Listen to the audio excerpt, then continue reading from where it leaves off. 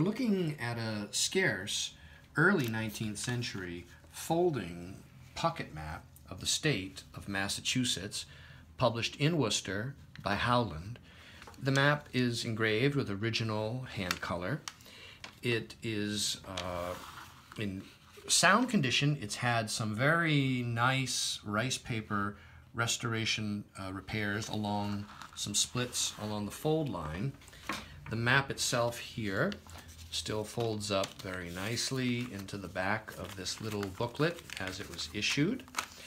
And we have blind stamped cloth covers with gilt title on the front board. And we see here the 1839 title page. It's the state census taken in 1837 is used for the various statistics that are within it. And it's currently available on my website, briandemambro.com.